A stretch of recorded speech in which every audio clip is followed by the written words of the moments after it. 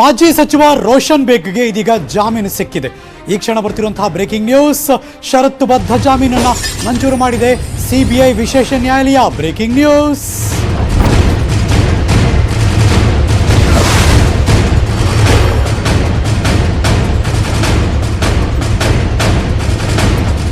IMA ಬಹುಕೋಟಿ ವಂಚನೆ ಪ್ರಕರಣದ ಆರೋಪವನ್ನು ಎದುರಿಸ್ತಾ ಇದ್ದಾರೆ ಮಾಜಿ ಸಚಿವರು. ಸಿಬಿಐ ಅವ್ರನ್ನ ಕೋರ್ಟ್ಗೆ ಅರೆಸ್ಟ್ ಮಾಡಿದ್ರು, ಅದಾದ್ಮೇಲೆ ಕೋರ್ಟಲ್ಲಿ ಜೈಲಲ್ಲಿದ್ದರು. ತದನಂತರ ಆರೋಗ್ಯ ಹದಗೆಟ್ಟಿತ್ತು, ಆಸ್ಪತ್ರೆ ಟ್ರೀಟ್ಮೆಂಟ್ ಪಡ್ಕೊಂಡ್ರು, ನೆನ್ನೆ ಡಿಸ್ಚಾರ್ಜ್ ಆದರು, ಮತ್ತೆ ಜೈಲ್ಗೆ ಹೋದ್ರು. ಇದೀಗ ಅವರಿಗೆ ಜಾಮೀನು ಸಿಕ್ಕಿದೆ ಅನ್ನೋ ಸುದ್ದಿ ಬರ್ತಾ ಇದೆ. ಸಾಕ್ಷಿ ನಾಶಪಡಿಸದಂತೆ ಕೋರ್ಟ್ ಆದೇಶ ಕೊಟ್ಟಿದೆ. ಸಿಬಿಐ ತನಿಖೆಗೆ ಸಹಕರಿಸಬೇಕು ಅಂತ ಸೂಚನೆ ಕೊಟ್ಟಿದ್ದಾರೆ. ಸಿಬಿಐ ಕೋರ್ಟ್ನಿಂದ ಷರತ್ತುಬದ್ಧ ಜಾಮೀನು.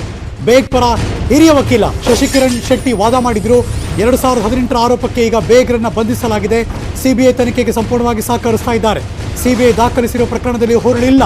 36 ಪೈಕಿ 35 ಆರೋಪಿಗಳಿಗೆ ಜಾಮೀನು ಸಿಕ್ಕಿದೆ. ಅನಾರೋಗ್ಯ ಕಾರಣದಿಂದ ಜಾಮೀನಿಗೆ ಮನವಿ ಮಾಡಿದ್ರು ವಕೀಲರು. ಇದೀಗ ಸಿಬಿಐ ವಿಶೇಷ ನ್ಯಾಯಾಲಯ ಮಾಜಿ ಸಚಿವ ರೋಷನ್ ಬೇಗ್ ಅವರಿಗೆ ಷರತ್ತುಬದ್ಧ ಜಾಮೀನನ್ನು ಮಂಜೂರು ಮಾಡಿದ್ದಾರೆ. ಅಲ್ಲಿಗೆ ಅವರ ಜೈಲು ವಾಸ ಮುಗಿಯಿತು. ಇದೀಗ ಅವರಿಗೆ ಜಾಮೀನು ಸಿಕ್ತು.